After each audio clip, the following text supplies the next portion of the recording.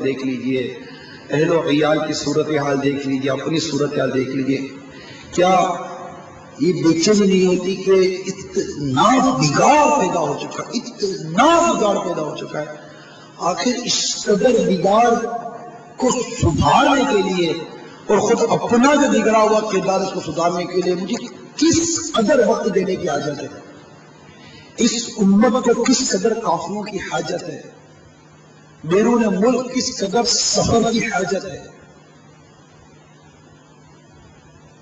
آج بیرون ملک سفر کرتے ہیں تو کئی غیر مسلم جہازوں میں ملتے ہیں، ان سے جب گفتگو ہوتی ہے تو ان کا جو اسلام اور مسلمانوں کے بارے میں جو کلام ہوتا ہے یہ سن کر بعض اوقات بڑی شرمندگی۔ اسلام کے بارے میں تو آج تک میں نے کسی سے کوئی منفی کلام نہیں سنا، کسی نہ کسی پر نفاذی کوشش کا سلسلہ بعض اوقات جاری رہتا ہے جہازوں میں یا دیگر مواقع پر۔ اسلام کے بارے میں کئیوں نے مطالعہ کیا ہوتا ہے، لیکن مسلمانوں کے بارے میں، ان کے عملی کردار کے بارے میں آپ دیکھیے نا، وہ ہمارے یہاں کا ہی ایک باب المدینہ کا واقعہ ہے کہ ہمارے خصوص اسلامی بھائی، گنگے بہرے اسلامی بھائیوں کا، نابینا اسلامیوں کا مدنی قافلہ سفر پر روانہ ہوا اور بس میں امیر قافلہ نے سب کو بٹھایا، سب کو بٹھانے کے بعد اس امیر قافلہ کو کسی دوسرے اسلامی کسی اور فرد کے ساتھ بیٹھنے کی جگہ ملی، اور وہ اسلامی میں دعوت اسلامی والا تھا، اس نے اپنے ساتھ بیٹھے ہوئے مسافر پر نفاذی کوشش شروع کر دی، دعوت اسلامی کے حوالے سے حسن اسلام کے بارے میں اس کی ذہن بنانے کی جب کوشش کی تو کچھ دیر کے بعد وہ کہنے لگا کہ سنیے میں غیر مسلم ہوں۔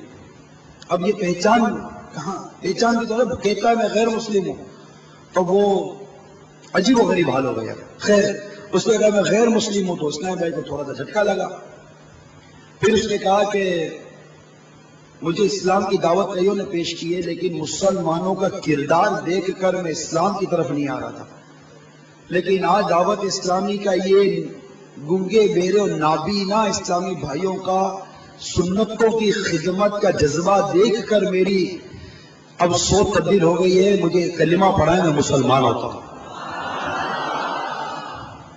تو غور کریں کہ مسلمانوں کے کردار کی وجہ سے کس قدر اس وقت حالات ناگفتہ بے ہیں۔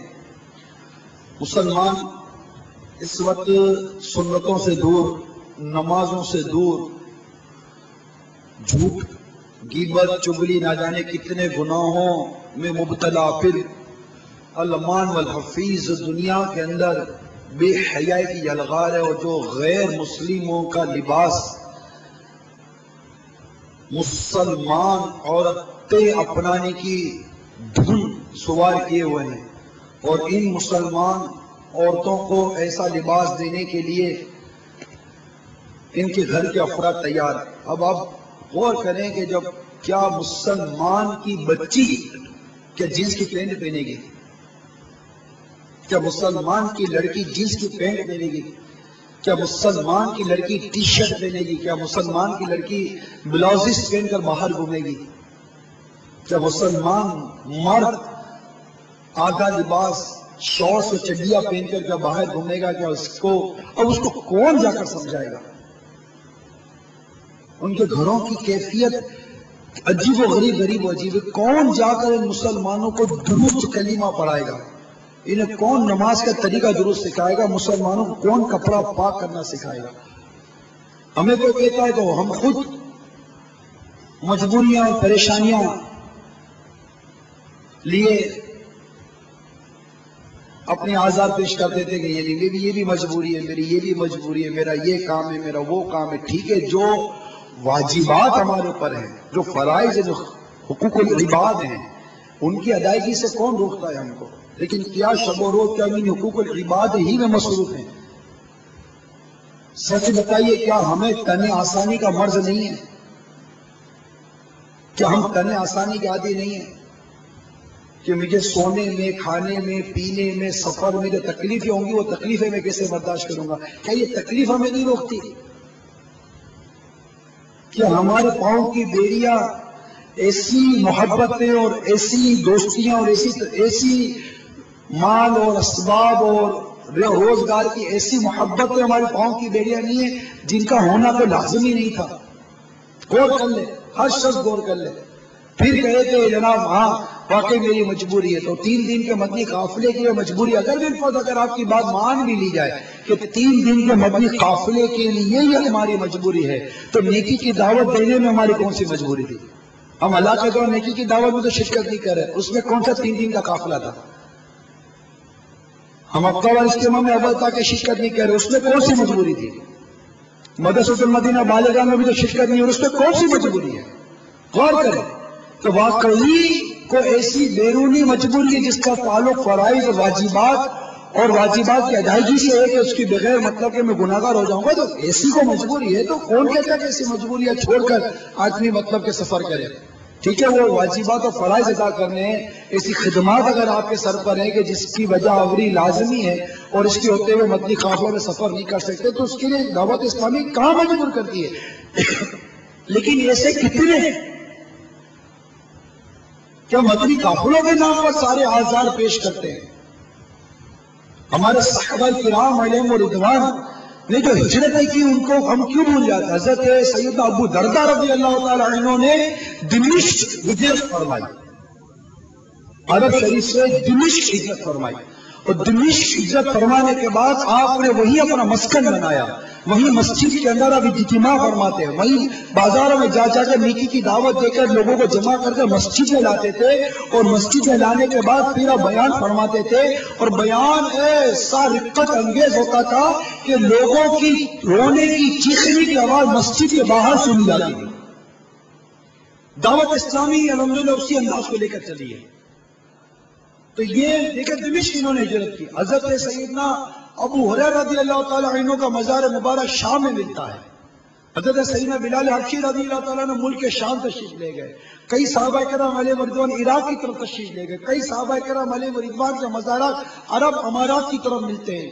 یہ ساری دنیا میں ہمارے صحابہ کرام علیہ رضوان پھیل گئے، اور یہ دین اسلامی خدمت، دین اسلام کا جذبہ، سنتوں کو پھیلانے کا جذبہ، مسلمانوں کی خیر خواہی کا جذبہ، امت کی خیر خواہی کا جذبہ انہیں گھر میں چین نہیں لینے دیتا تھا. یہ بے قرار رہتے تھے. آج ہمیں بے قراری کیوں نہیں ہوتی؟ واعظ قوم کی وہ پختہ خیال نہ رہے، واعظ قوم کی جو قوم کو بیان کرتے ہیں، جو قوم کو ایڈریس کرتے ہیں، جو قوم کو اسپیچ کرتے ہیں، واعظ قوم کی وہ پختہ خیالی نہ رہی، برق طبعی نہ رہی، شعلہ مقالی نہ رہی. رہ گئی رسم اذان، روح بلالی نہ رہی. وہ اذان کی سے سن کر صحابہ کرام کلے کے بھیل جاتے تھے، عورتیں اپنے گھروں میں روتی تھی، بچے دن ملا جاتے تھے. رہ گئی رسم اذان، روح بلالی نہ رہی، فلسفہ رہ گیا، تلقین غزالی نہ رہی. مسجد مرثیہ خواہیں کہ نمازی نہ رہے، یعنی وہ صاحب اوصاف حجازی نہ رہے. ہر مسلمان، یہ اس وقت کے مسلمانوں کا انداز ہے، ہر مسلمان رگے باطل کے لیے نشتر تھا. ہر مسلمان رگے باطل کے لیے نشتر تھا. اس کے آئینہ ہستی میں عمل جوہر و عمل تھے. اس کی آئینہ ہستی میں عمل جوہر تھا. جو بھروسہ تھا اسے فقط اللہ پر، جو بھروسہ تھا اسے فقط اللہ پر تھا. ہے تمہیں موت کا ڈر، ان کو خدا کا ڈر. باپ کا علم نہ بیٹے کو اگر ازبر ہو، پھر قابل میراث پدر کیوں. ہر کوئی مست میں ذوق تنے آسانی ہے. ہم تنے آسانی والے ہیں، تنے آسانی کا نشہ ہے. ہم کو سونے کے لیے آسانی چاہیے، کھانے کے لیے آسانی چاہیے، سفر کے لیے آسانی چاہیے. ہم آسان پسند ہو گئے ہیں، ہم آرام پسند ہو گئے ہیں. بیسک کو سمجھیے. ہر کوئی مت سے مائے ذوق تنے آسانی ہے کہ سبائی تیرا انداز مسلمانی ہے. حیدری فقر ہے، نادانت عثمانی ہے. تم کو اسلاف سے کیا نسبت روحانی ہے. وہ زمانے میں معزز سے مسلمان ہو کر اور تم خار ہوئے تاریخ قرآن ہو کر، تم ہو آپس میں غضبناک۔ شاعر ہمیں جھنجھوڑا